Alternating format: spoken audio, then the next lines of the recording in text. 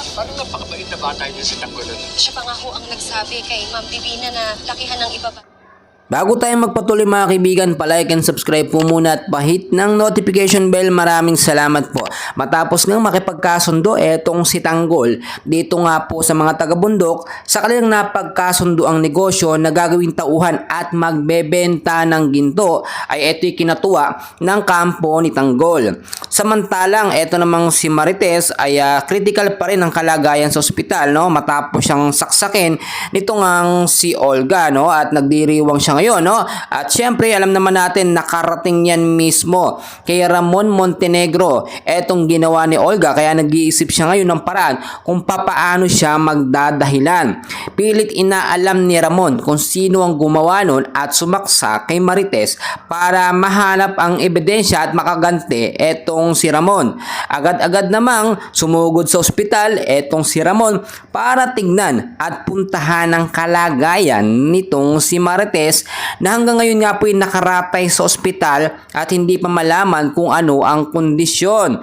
And ayon sa doktor, ito ay kinakailangang operahan pa ng mabilisan dahil sa tinamo nitong saksak sa tagiliran. Agad namang inaabot, no, ni Boss Divina etong kasunduan nila, no, sa pagbebenta ng mga taga-bundok ng ginto o peking ginto para sa ikauunlad. Babayaran ng sobra-sobra ni Boss Divina. Ayon na rin sa sinabi ni Tanggol na dagdagan ang bayad dito nga sa mga taga-bundok para mabili nila ang kanilang lupa at makapagpatayo ng kanilang sariling bahay. Agad namang pumayag itong mga taga-tribo sa kasunduan ni Tanggol at ni Boss Divina.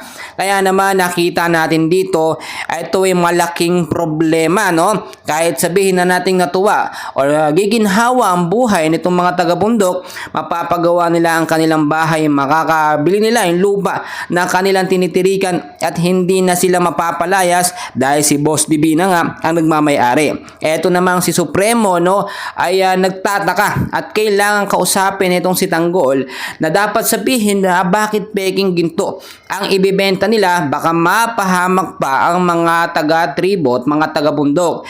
Siyempre iniisip naman ni Tanggol yan, no, at sabi naman ni Boss Divina ay poprotektahan niya ang mga taga-bundok sa ano't anuman ang mangyari.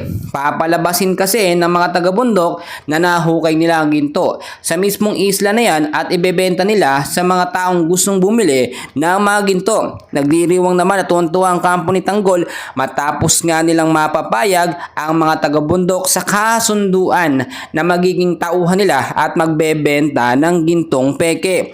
And well mga kaibigan ko, ang dami pa nating kaganapan. Mamaya meron tayong live na Batang Quiapo latest episode, and please wag na wag yung kakalimutan mag-like and subscribe para lagi kayong updated sa ating Batang Quiapo update. Maraming salamat po.